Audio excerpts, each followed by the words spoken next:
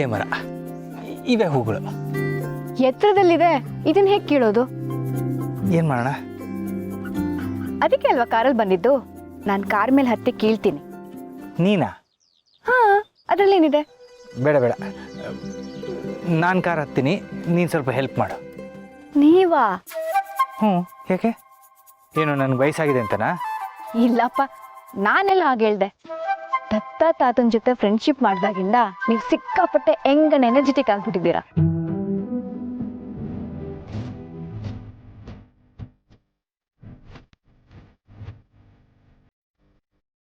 ಹುಷಾರು.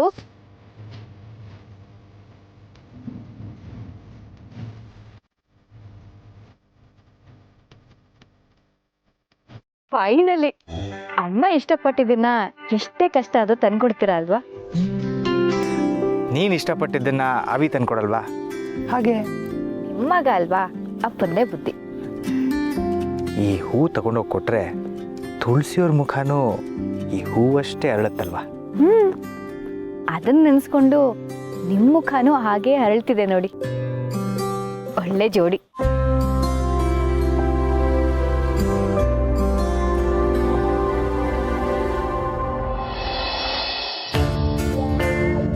ಯಪ್ಪ, ನಾಳೆನೇ ಡೆಲಿವರಿ ಅನ್ನೋ ತರ ಕಾಣುತ್ತೆ. ಬೇಡ ಬೇಡ.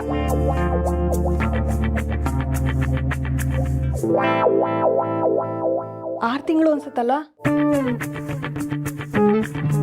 ಇದೆಲ್ಲ ಯಾಕೆ ಬೇಕು ನಿನಗೆ? ಅಲ್ಲ, ನಿನ್ನಲ್ಲಿ ಏನು ನೋಡಿ ಲವ್ ಮಾಡಿ ಮದುವೆ ಅದೇ, ಮನೆಯವ್ರ ಹತ್ರನೇ ನಾಟಕ ಆಡ್ತೀಯಲ್ಲೇ. ನೀವು ಸ್ವಲ್ಪ ಸುಮ್ಮನೆ ಇರ್ತೀರಾ? ತುಂಬಾ ಒಳ್ಳೆಯವ್ರಾಗ್ತಿದ್ದೀರಾ. ಒಳ್ಳೇದಲ್ಲ. ಅಪ್ಪಿ ತಪ್ಪಿ ನೀವೇನಾದ್ರೂ ಮನೆಯವ್ರ ಹತ್ರ ಈ ವಿಷಯ ಹೇಳಿದ್ರೆ ನನ್ನ ಮೇಲೆ ಆಣೆ ಅಂತ ಅವತ್ತೇ ಹೇಳಿದ್ದೀನಿ ನಾನು. ಲೇ, ಇದು ಒಂದು ಜನ್ಮನೇನೆ. ಕಷ್ಟನೋ ಸುಖನೋ ನಮ್ಮ ಮನೆಗೆ ಹೋಗಿರೋಣ ಬಾರೆ. ಯಾಕೆ ಇಲ್ಲಿ ಇತ್ಕೊಂಡು ಅವ್ರಿಗೆಲ್ಲ ತೊಂದರೆ ಕೊಡ್ತೀಯಾ? S, perfect. ಇದು ಕರೆಕ್ಟ್ ಆಗಿದೆ ಅಲ್ವಾ? ನಾನು ಹೇಳಿದ್ದು ಯಾವುದು ಕೇಳಿಸ್ಲಿಲ್ವಾ ನಿನಗೆ? ಅಥವಾ ಕೇಳಿಸಿದ್ರು ಕೇಳಿಸ್ತಿರೋ ಥರ ನಾಟಕ ಮಾಡ್ತಾ ಇದೀಯಾ? ನೋಡಿ, ನನಗೆ ನಿಮ್ಮ ಮನೆಗೆ ಬರಕ್ಕೆ ಇಷ್ಟ ಇಲ್ಲ. ನಿಮ್ಮ ಅಪ್ಪನ ಮುಖ ನೋಡಿದ್ರೆ ನನ್ಗೆ ಇರಿಟೇಟ್ ಆಗುತ್ತೆ. ಇಲ್ಲಿ ಸತ್ಯ ಗೊತ್ತಾದ್ರೆ ನನ್ನ ಓಡಿಸ್ತಾರೆ. ಅದಕ್ಕೆ ನಾಟಕ ಆಡ್ದೆ ನನಗೆ ಬೇರೆ ವಿಧಿ ಇಲ್ಲ. ನನಗೆ ಡಬಲ್ ಸೈಟ್ ಸಿಕ್ಕ ಮೇಲೆ ಈ ದಿಂಬು ಬಟ್ಟೆನೆಲ್ಲ ತಾತನ ಕೈಲಿಟ್ಟು ನಾನೇ ಈ ಮನೆಯಿಂದ ಆಚೆ ಬರ್ತೀನಿ. ಸರಿನಾ? ಯಪ್ಪ, ನಿನ್ ಡಬಲ್ ಸೈಟ್ ಸಿಕ್ಕ ಹಾಗೆ ಬಿಡು. ಇದು ಸುಳ್ಳು ಅಂತ ಗೊತ್ತಾದ್ರೆ ಎಷ್ಟು ಅವಮಾನ ಆಗುತ್ತೆ ಅಂತ ಯೋಚನೆ ಮಾಡಿದ್ಯಾ? ಚೆನ್ನಾಗಿ ಹೇಳಿದ್ರಿ. ಈ ಅವಮಾನ ಎಲ್ಲ ನಾವ್ ತಗೊಂಡ್ ಹಾಗೆ ರೀ. ಎಲ್ರು ಬೈತಾರ, ಕೇಳಿಸ್ಕೊಬೇಕು. ಆದ್ರೆ ಕೊನೆಗೆ ಅದ್ಯಾವ್ದು ನಮ್ಗೆ ಅಲ್ವೇ ಅಲ್ಲ ಅನ್ಕೊಂಡು ಮುಂದಕ್ಕೆ ಹೋಗ್ತಾ ಇರ್ಬೇಕು. ಈಗ ನೋಡಿ, ಈ ನಾಟಕ ಆಡೋದ್ರಿಂದ ನಷ್ಟಕ್ಕಿಂತ ಲಾಭನೇ ಜಾಸ್ತಿ. ಅಲ್ಲಿ ಅಭಿ ಮದ್ವೆ ಬೇರೆ ಸೆಟ್ ಆಗಿದೆ. ಈ ಟೈಮಲ್ಲಿ ನಾನು ಹೀಗೆ ಹೊಟ್ಟೆ ಇಟ್ಕೊಂಡು ಓಡಾಡ್ತಿದ್ರೆ ಎಲ್ರು ನನ್ನ ಪ್ರೀತಿಯಿಂದ ಮಾತಾಡಿಸ್ತಾರೆ. ಯಾರಿಗ್ ಗೊತ್ತು, ಶ್ರೀಮಂತರು ಬೇರೆ ಚಿನ್ನ ಪನ್ನ ಅಂತ ತಂದು ಹಾಕ್ಬೋದು. ಆಮೇಲೆ ಅಮ್ಮನ ಮನೇಲಿ ಸೀಮಂತನೂ ಮಾಡ್ಬೋದು. ಇಷ್ಟೆಲ್ಲ ಆಗುತ್ತೆ ಅನ್ನೋದಾದ್ರೆ ಒಂದು 4 ಅವಮಾನದ ಮಾತನ್ನ ಕೇಳೋದೇನು ದೊಡ್ಡದ? ನಿನ್ನ ಹತ್ರ ಮಾತಾಡ್ತೀನಲ್ಲ, ನನಗೆ ಬುದ್ಧಿ ಇಲ್ಲ. ಅದು ಸರಿ, 9 ತಿಂಗಳಾದ್ಮೇಲೆ ಬಂಗಾರ ಎತ್ಕೊಡ್ತೀಯಾ? ಈ ತಲೆಯಲ್ಲಿ ಅಷ್ಟೊತ್ತಿಗೇನಾದ್ರೂ ಇನ್ನೂ ಹೊಸ ಐಡಿಯಾ ಹುಟ್ಟುತ್ತೆ ಬಿಡಿ. B positive. ಲಾಲಿ ಲಾಲಿ ಲಾಲಿ ಲಾಲಿ.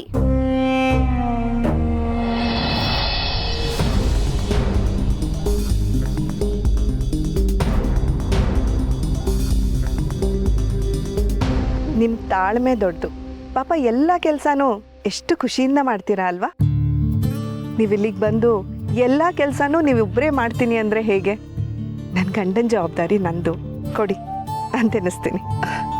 ನೀವು ಯಾವಾಗಲೂ ಮನೆ ಜವಾಬ್ದಾರಿ ಎಲ್ಲ ಹೊತ್ಕೋತೀರಾ. ಇಲ್ಲಿ ಬಂದಾದರೂ ಸ್ವಲ್ಪ ಆರಾಮಾಗಿರ್ಲಿ ಅಂತ ಅನ್ಕೊಂಡೆ. ಇಲ್ಲಿ ಬಂದಿರೋದೆ ಫ್ಯಾಮಿಲಿ ಜೊತೆ ಟೈಮ್ ಸ್ಪೆಂಡ್ ಮಾಡೋಕ್ಕಲ್ವಾ? ಕೊಡಿ, ನಾನು ತಿನ್ನಿಸ್ತೀನಿ. ಹಾಗೆ ಇವ್ರ ಜೊತೆ ಸ್ವಲ್ಪ ಟೈಮ್ ಸ್ಪೆಂಡ್ ಮಾಡಿದಾಗ ಆಗುತ್ತೆ. ಸ್ವಲ್ಪ ಏನು, ಇನ್ನೇನು ಇವ್ರು ಪೂರ್ತಿ ಹುಷಾರಾಗೇ ಬಿಡ್ತಾರೆ. ಆಮೇಲೆ ನೀವು ಪೂರ್ತಿ ಸಮಯನ ಇವ್ರ ಜೊತೆನೇ ಕಳಿಬೋದು. ಇವ್ರನ್ನ ಸಂಪೂರ್ಣವಾಗಿ ಹುಷಾರು ಮಾಡಿಸಿ ನಿಮ್ಗೆ ಒಪ್ಪಿಸ್ತೀನಿ. ನಿಮ್ಗೆ ಇನ್ನೊಂದು ವಿಷಯ ಹೇಳಬೇಕು. ನಿನ್ನೆ ನಾನು ಮಾಧವ್ ಅವರು ಮಹೇಶ್ ಅವ್ರನ್ನ ತೋಟಕ್ಕೆ ಕರ್ಕೊಂಡು ಹೋಗಿದ್ವಲ್ಲ, ಆಗ ಅದ್ಯಾರೋ ಚಂದ್ರಕಾಂತ್ ಅಂತಿದ್ದಾನಲ್ಲ, ಅವನು ಬಂದು ಮಹೇಶ್ ಅವ್ರನ್ನ ಕರ್ಕೊಂಡು ಓಡ್ ಹೊರಟಿದ್ದ. ಸುಮತಿ ಅಮ್ಮನ್ನ ಕೊಂದವ್ರನ್ನ ಬಲಿ ಕೊಡಬೇಕು, ಅದು ಮಾಧವ್ ಅವ್ರ ಕೈಲಾಗಲ್ಲ, ಅದಕ್ಕೆ ಇವರೇ ಸರಿ ಅಂತ ಏನೇನೋ ಹೇಳ್ತಾ ಇದ್ದ. ಆಮೇಲೆ ಮಾಧವ್ ಅವ್ರಿಗೆ ಕೊಂದಿದ್ ನೀವಲ್ಲ ಅವಳು ಅಂತ ಒಂದು ಕಡೆ ಕೈ ತೋರಿಸಿ ಏನೇನೋ ಹೇಳ್ತಾ ಇದ್ದ. ಸುಮತಿ ಅಮ್ಮನ್ ಕೊಂದಿದ್ದು ಅವಳು ಅವಳು ಅವಳು ಕೊಂದಿದ್ದು. ಅವಳು ಅಂದರೆ ಕಾಳಿಕಾದೇವಿ ಅಂತ ಮಾಧವ್ ಅವ್ರು ಹೇಳಿದ್ರು. ಆದರೂ ನನಗೆ ಯಾಕೋ ಅವನಿಗೇನೋ ಗೊತ್ತಿದೆ ಅಂತ ಅನ್ನಿಸ್ತಾ ಇದೆ. ಅವನು ಸುಮತಿ ಅಕ್ಕನ ತುಂಬಾನೇ ಹಚ್ಕೊಂಡಿದ್ದ. ಅವ್ರು ಹೋಗ್ಬಿಟ್ರು ಅನ್ನೋ ಡಿಪ್ರೆಷನಲ್ಲಿ ಏನೇನೋ ಮಾತಾಡ್ತಾನೆ ಅಂತ ಆಗಲೇ ತಮ್ಮಣ್ಣನೂ ಹೇಳ್ತಿದ್ರು. ನಾವೆಲ್ಲ ಇಲ್ಲಿ ರಿಲ್ಯಾಕ್ಸ್ ಆಗಿರೋದಕ್ಕೆ ಬಂದಿದ್ದೀವಿ. ಸುಮ್ಮನೆ ಭಾವನ್ಗೆ ಹೇಳಿದ್ರೆ ಅವ್ರು ಯೋಚಿಸ್ತಾರೆ, ತಲೆಕೆಡಿಸ್ಕೊಳ್ತಾರೆ. ಪಾಪ ನೆಮ್ಮದಿಯಿಂದ ಇರೋದಕ್ಕಾಗಲ್ಲ ಅಂತ. ಹೌದು, ನೀವು ಹೇಳೋದು ನಿಜ. ನಾನು ಇದನ್ನು ಅವ್ರ ಹತ್ರ ಹೇಳೋಕ್ಕೆ ಹೋಗೋದಿಲ್ಲ. ಅವನು ಹೇಳಿದ್ರಲ್ಲಿ ಏನಾದರೂ ಅರ್ಥ ಇದೆ ಅಂತ ನಿಮ್ಗೆ ಅನ್ನಿಸ್ತಾ ಇದೆಯಾ? ಗೊತ್ತಿಲ್ಲ. ಇಷ್ಟು ವರ್ಷದ ನಂತರ ನೋಡ್ತಿರೋದಲ್ವಾ, ಅವನ ಮಾತನ್ನ ಹೇಗೆ ನಂಬೋದು? ಇಲ್ಲಿರೋ ಅಷ್ಟೊತ್ತು ನೆಮ್ಮದಿಯಿಂದ ಇರೋಣ ಅಂತ ಅನ್ನಿಸ್ತಿದೆ ನನಗೆ.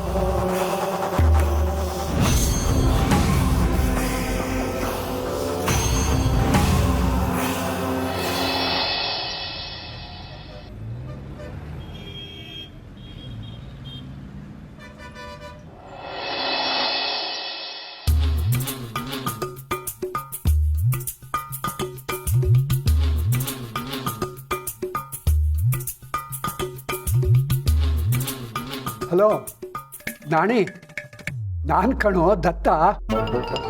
ನಾಣಿ, ನಿನ್ನಿಂದ ಒಂದು ಹೆಲ್ಪ್ ಆಗಬೇಕಲ್ಲೋ. ನಿನ್ನ ಮಗ ಯಾವುದೋ CCTV ಕ್ಯಾಮ್ರಾ ಮಾರೋ ಕಂಪ್ನಿನಲ್ಲಿ ಕೆಲಸದಲ್ಲಿದ್ದಾನಲ್ವಾ? ನಾನು ನಮ್ಮ ಮನೆಗೆ ಎಲ್ಲ ಕಡೆನೂ CCTV ಕ್ಯಾಮ್ರಾ ಹಾಕಿಸ್ಬೇಕಣೋ. ಎಷ್ಟಾಗತ್ತೆ ಅಂತ ಅವ್ನು ಕೇಳ್ತೀಯಾ? ಯಾಕೆ ಅಂತನಾ? ಅಯ್ಯೋ ನಾಣಿ, ನಮ್ಮನೇಲಿ ಇತ್ತೀಚೆಗೆ ಕಳ್ತನ ಸಿಕ್ಕಾಪಟ್ಟೆ ಜಾಸ್ತಿ ಆಗಿಬಿಟ್ಟಿದೆ ಕಣೋ. ಅದಕ್ಕೆ ಎಲ್ಲ ಕಡೆನೂ CCTV ಕ್ಯಾಮ್ರಾ ಹಾಕ್ಸೋಣ ಅಂತ. ಅದಕ್ಕೆ ಸರಿ, ಬೇಗ ಹೇಳು.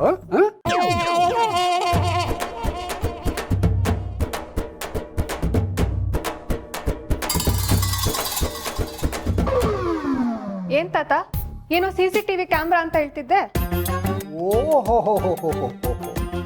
ನೀನು ಒಡವೆ ದುಡ್ಡು ಕದಿಯೋದಷ್ಟೇ ಅಲ್ಲದೆ ನಮ್ಮ ಮಾತನ್ನೂ ಕತ್ ಕೇಳಿಸ್ಕೋತೀಯಮ್ಮ.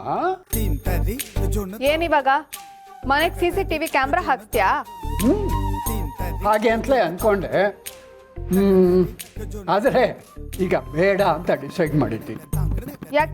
ಯಾಕೆ ಅಂದರೆ ಆಮೇಲೆ ನೀನು ಆ CCTV ಕ್ಯಾಮ್ರಾನೇ ಕದ್ದು ದುಡ್ಡು ಮಾಡ್ಕೋತೀಯಲ್ಲ, ಅದಕ್ಕೆ.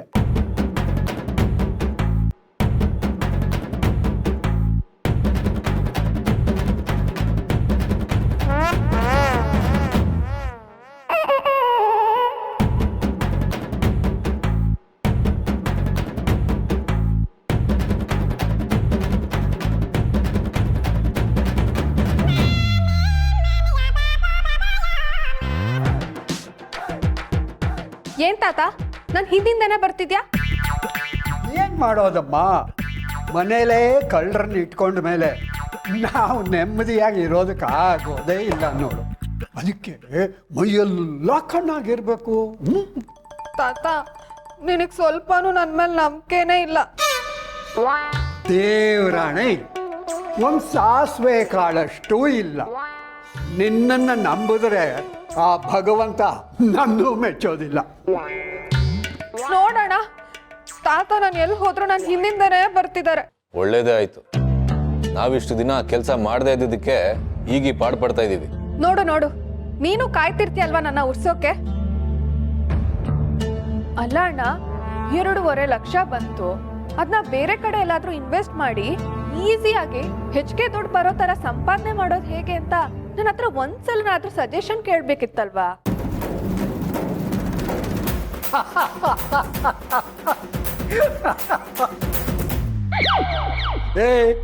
ನೀನ್ ಹೇಳೋದು ಹೇಗಿದೆ ಗೊತ್ತಾ? ಒಬ್ಬ ಕುಡುಕನ ಹತ್ರ ಒಂದು ಬಾಟ್ಲ್ ಕೊಟ್ಬಿಟ್ಟು ಇದನ್ನ ಜೋಪಾನವಾಗಿ ನೋಡ್ಕೊಪ್ಪ ಅಂತ ಹೇಳ್ದಾಗಾಯ್ತು. ನೆಗದು ಬಿತ್ತು ನಿನ್ನ ಹತ್ರ ಸಜೆಷನ್ ಅಂತೆ. ಸದ್ಯ ಇರೋ ದುಡ್ಡನ್ನ ನಿನ್ನಿಂದ ಉಳಿಸ್ಕೊಳ್ಳೋದು ಹೇಗೆ ಅಂತ ಅನ್ನೋದೇ ನಮಗೂ ಒಂದು ದೊಡ್ಡ ಚಾಲೆಂಜ್. ನೀ ಸ್ವಲ್ಪ ಸುಮ್ಮನಿರ್ತೀಯಾ? ಈ ಹಳೆ ಕಾಲದವ್ರಿಗೆ ಹೊಸ ಇನ್ವೆಸ್ಟ್ಮೆಂಟ್ ಐಡಿಯಾಗಳೇ ಗೊತ್ತಿರಲ್ಲ, ತಿಳ್ಕೊಳಕ್ಕೂ ಟ್ರೈ ಮಾಡಲ್ಲ. ಅಲ್ಲ ಅಣ್ಣ, ನಿನಗಾದ್ರೂ ಗೊತ್ತಾಗೋದ್ ಬೇಡ್ವಾ? ಈ ಕಾರ್ ಹಾಕಿದ್ರೆ ತಿಂಗಳಿಗೆ ನಿಂಗೆ ಎಷ್ಟು ದುಡ್ಡು ಬರುತ್ತೆ? ಅಪ್ಪಬ್ಬ ಅಂದ್ರೆ 30,000. ಸಾಕ ನಿಂಗದು? ಅದ್ರ ಬದಲಿಗೆ ಸ್ಟಾಕ್ ಮಾರ್ಕೆಟಿಗೆ ಹಾಕು. ಏನಿಲ್ಲ ಅಂದ್ರೂ 70 ರಿಂದ 80% ಲಾಭ ಬರುತ್ತೆ, ಅದು ತಿಂಗಳಿಗೆ. 1 ಲಕ್ಷ ಹಾಕಿದ್ರೆ 80,000 ಲಾಭ ಬರುತ್ತೆ. ಇನ್ನು ಸರಿಯಾಗಿ ಟ್ರೇಡಿಂಗ್ ಮಾಡಿದ್ರೆ 1 ತಿಂಗಳಿಗೆ 10 ಲಕ್ಷ ದುಡಿಬಹುದು ಅಂತಾರೆ. ಸಂಧ್ಯಾ, ಅದು ಜೂಜಿದ್ದಾಗೆ. ಗೊತ್ತಿಲ್ಲದೆ ಕೈ ಹಾಕಿದ್ರೆ ಕೈಯಲ್ಲಿರೋ ದುಡ್ಡನ್ನು ಕಳ್ಕೊಬೇಕಾಗುತ್ತೆ. ಇದು ನಿನ್ ಗೊತ್ತಾಗಲ್ಲ, ಸುಮ್ನಿರು. ಯಾಕೆ ಗೊತ್ತಾಗಲ್ಲ? ಗೊತ್ತು ಮಾಡ್ಕೋಬೇಕು. ಇರೋ ದುಡ್ಡನ್ನ ಒಂದೇ ತಿಂಗಳಲ್ಲಿ ಡಬಲ್ ಮಾಡ್ಕೊಳಕ್ಕೆ ಎಷ್ಟೊಂದ್ ದಾರಿ ಇದೆ ಇವಾಗ. ನೋಡಿದ್ವಲ್ಲ, 10 ಲಕ್ಷನ ಒಂದು ವಾರದಲ್ಲಿ ಕುರುಗಿಸಿ ಮುಳುಗಿಸಿ 3 ನಾಮ ಹಾಕಿದ್ದನ್ನ. ಸ್ವಲ್ಪ ಬಾಯಿ ಮುಚ್ಕೊಂಡಿರ್ತೀಯ? ಒಳ್ಳೇದ್ ಹೇಳಕ್ ಹೋದ್ರೆ ಹೀಗೆ. ಕಾರ್ ಅಂತ ಹೇಳಿ ನಾವಾಗ್ಲೇ ಫೈನಲ್ ಮಾಡಾಯ್ತಲ್ಲ, ಮತ್ತ್ಯಾಕೆ ಮಾತಲ್ಲ? ಸಮರ್, ತಾತಂಗೆ ಹೇಳಿ ಹೊರಡ್ತೀನಿ ಅಂದಲ್ಲ, ಬೇಗ ನಡಿ. ಒಳ್ಳೆ ಕೆಲಸಕ್ಕೆ ತಡೆ ಮಾಡಬಾರ್ದು. ಸರಿ ಬಾಸು. ಪ್ರಸಾದ್ ಹೊಡದ? ಎಲ್ಲಿಗೆ ಹೋಗ್ತಿದ್ದೀರಾ? ಓ, ಕಾರ್ ತರಕ? ಅಲ್ಲ ಅಣ್ಣ, ನನ್ನ ಅಣ್ಣ ಕ್ಯಾಬ್ ಡ್ರೈವರ್ ಅಂತ ಹೇಳ್ಕೊಳಕ್ಕೆ ಎಷ್ಟು ಅವಮಾನ ಆಗತ್ತೆ ಗೊತ್ತಾ ನಂಗೆ. ಹೇ, ಏನಿಲ್ಲ, ನನಗೆ ಹೆಮ್ಮೆ ಅಂದೆ ಅಷ್ಟೇ. ಹಾಗ ಬಾ ದಾರಿಗೆ. ಸರಿ ತಾತ, ನಾವು ಹೋಗಿ ಬರ್ತೀವಿ. ಸರಿಯಪ್ಪ, ದೇವರು ಒಳ್ಳೇದು ಮಾಡಲಿ. ಯಾರ್ದೋ ದುಡ್ಡು ಎಲ್ಲ ಮಂಚ ಆದ್ರೆ ನಡಿಲಿ ನಡಿಲಿ ನಡಿಲಿ.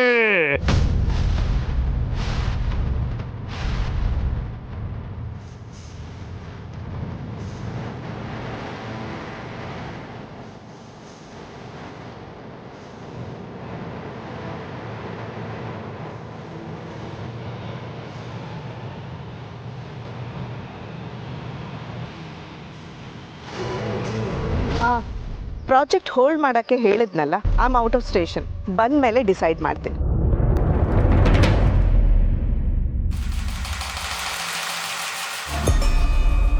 ಅವತ್ತು ಖರ್ಜೂರ ತಿಂತಾ ಇದ್ದಾಗ ಸಾವು ಕರಿತಾ ಇತ್ತು. ಎಲ್ಲರನ್ನು ಸರ್ವನಾಶ ಮಾಡ್ಬಿಡ್ತೀಯ ನೀನು. ಅಲ್ಲಿ ಎಲ್ಲರೂ ಕಾರ್ ಹತ್ತುತ್ತಾ ಇದ್ರು. ಹೌದಾ? ಆಮೇಲೆ ಎಲ್ಲರೂ ಹೊರಟಿದ್ರು. ಒಂದೊಂದು ಖರ್ಜೂರಕ್ಕೂ ಒಂದೊಂದು ಜೀವ. ಅಷ್ಟು ವರ್ಷದ ಹಿಂದೆ ನಾನು ಹೇಳಿದ ಮಾತನ್ನೇ ನೆನ್ಪಿಸ್ಕೊಳ್ತಿದ್ದಾರೆ. ಆಫೀಸ್ ಕೆಲಸ ಯಾವಾಗತ್ರೂ ಇರೋದೆ. ಕೊಡಿ, ನಾನು ಇಟ್ಕೊಳ್ತೀನಿ. ಇವ್ರನ್ನ ಸುತ್ತಿಸಿ ನೀವು ತುಂಬ ಸುಸ್ತಾಗಿರ್ತೀರಾ ಅನ್ಸುತ್ತೆ. ನೀವು ಹೋಗಿ, ನಾನು ನೋಡ್ಕೊಳ್ತೀನಿ. ಆವತ್ತು ಲಾರಿ ಬಂದು ಕಾರಿಗೆ ಗುದ್ದೆ ಬಿಡ್ತು. ಎಲ್ಲ ಕಡೆ ರಕ್ತ. ಏನು ಹೇಳ್ತಾ ಇದ್ದೀರಾ ಮಹೇಶ್ವರೇ? ನಿಮಗೆಲ್ಲ ನೆನಪಾಗ್ತಾ ಇದೆಯಾ? ಆಕ್ಸಿಡೆಂಟ್ ಹೇಗಾಯ್ತು ಹೇಳಿ ಮಹೇಶ್ವರೇ. ರೀ, ನೀವು ಎಕ್ಸೈಟ್ ಆಗಬೇಡಿ, ಸಮಾಧಾನವಾಗಿರಿ. ಆಕ್ಸಿಡೆಂಟ್ ಆಗಿತ್ತಲ್ಲ, ಅದನ್ನ ಯಾರೋ ಮಾಡಿಸಿತ್ತು. ಯಾರೋ ಮಾಡಿಸಿದ್ದ? ಅಂಥವ್ರು ಯಾರಿದ್ದಾರೆ? ಯಾಕೆ ಮಾಡಿಸ್ತಾರೆ? ಅದು ಮಹೇಶ್ವರೇ,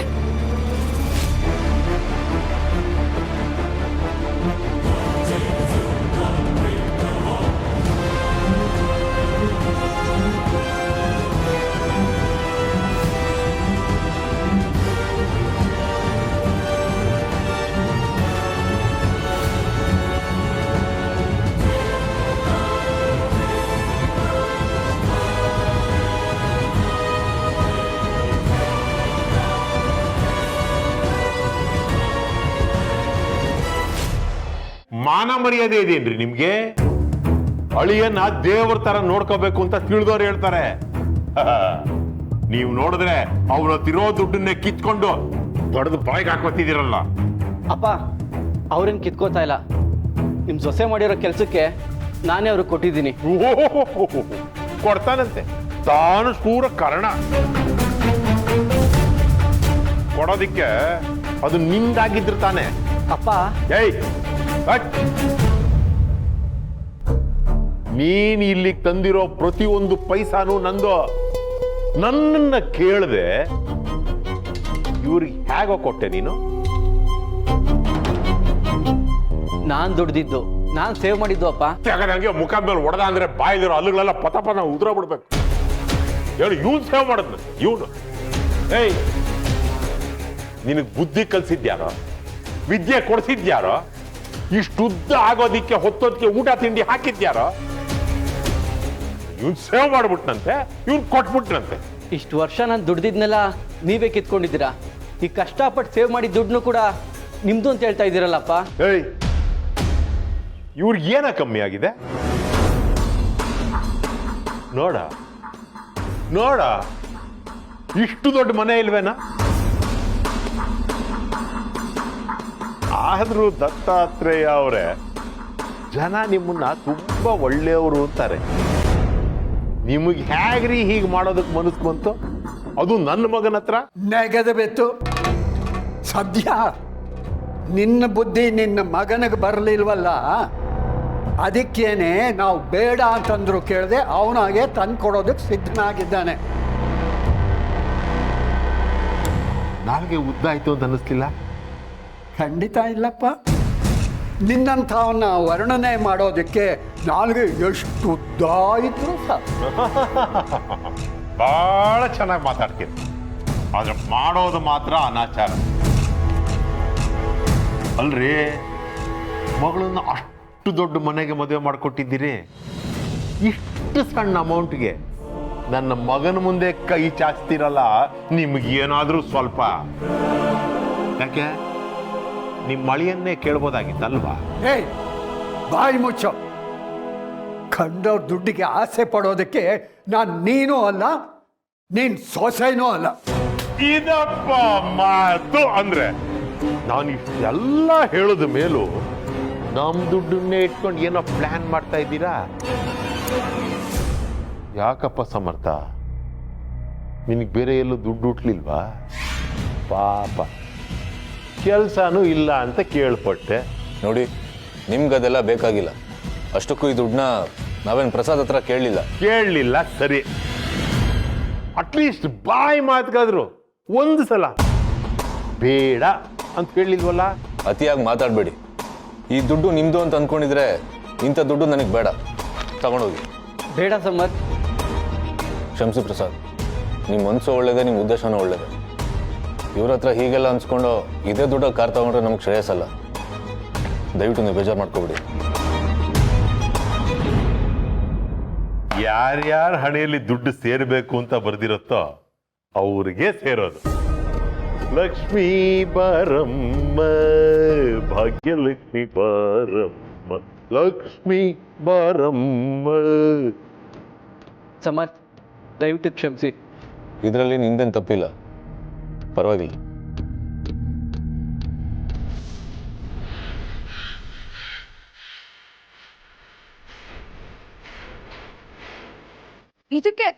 ಇದಕ್ಕೆ ನಾ ಮನೆಗೆ ಬರಲ್ಲ ಅನ್ನೋದು. ಇಲ್ಲಿವರೆಗೂ ಬಂದಿದ್ದಾರೆ, ಸೊಸೆ ಪ್ರೆಗ್ನೆಂಟ್ ಅಂತ ಒಂದ್ ಮಾತಾರು ಆಡ್ಸಿದ್ರ, ದುಡ್ಡು ಸಿಕ್ತು, ಹೊರಟ್ರು. ಎಂತ ಜನನೋ.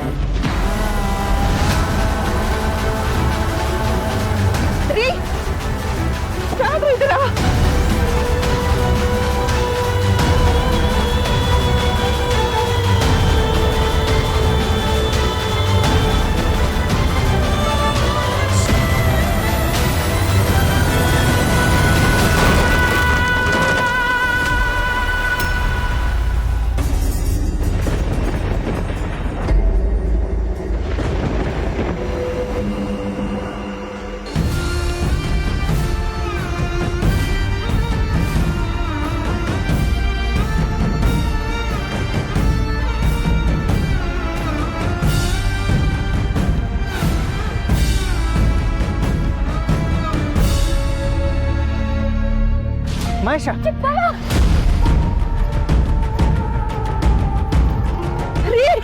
ಮಹೇಶ, ಮಹೇಶ, ಮಹೇಶ ಏನಾಯ್ತು?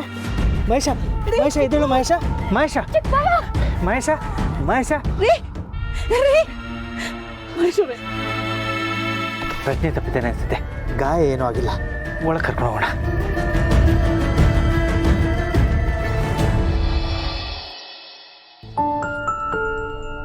ನಾ ಹೇಳಿಲ್ವ ಪೂರ್ಣಿ, ನಾನು ಕಾರ್ ಡ್ರೈವ್ ಮಾಡಿದಾಗೆಲ್ಲ ಏನಾದರೂ ಆಗೇ ಆಗುತ್ತೆ.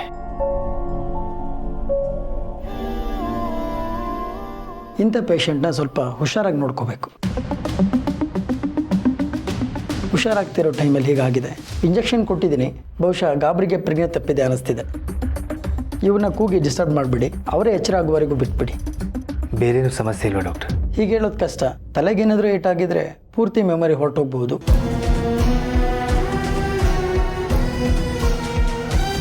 ಇನ್ಯಾವತ್ತದು ವಾಪಸ್ ಬರ್ದೇ ಇರಬಹುದು, ಅಥವಾ ಇದ್ದಕ್ಕಿದ್ದ ಹಾಗೆ ಎಲ್ಲ ನೆನಪು ಆಗಬಹುದು. ರೆಸ್ಟ್ ಮಾಡೋದಕ್ಕೆ ಬಿಡಿ.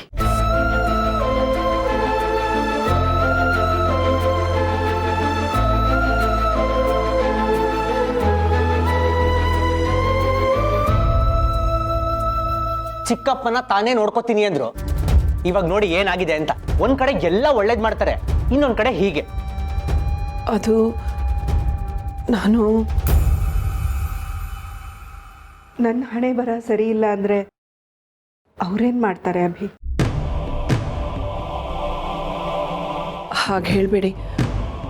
ನಾನೇ ಒಂಚೂರು ಜೋಪಾನ ಮಾಡಬೇಕಾಗಿತ್ತು ಅನ್ಸುತ್ತೆ. ಎಲ್ಲ ಸ್ವಲ್ಪ ಸುಮ್ಮನೆ ಇರಿ. ಒಬ್ರನ್ನೊಬ್ರು ಬ್ಲೇಮ್ ಮಾಡ್ತಿದ್ರೆ ಏನು ಪ್ರಯೋಜನ?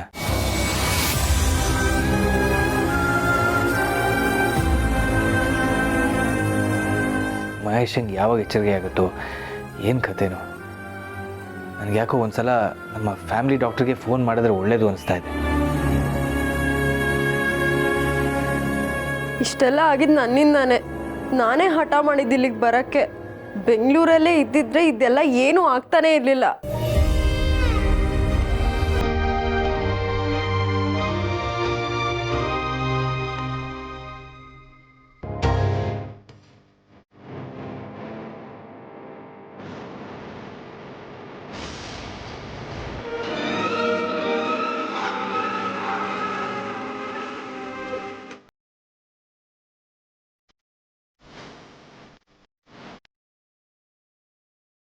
ಚಿಕ್ಕಮಾವ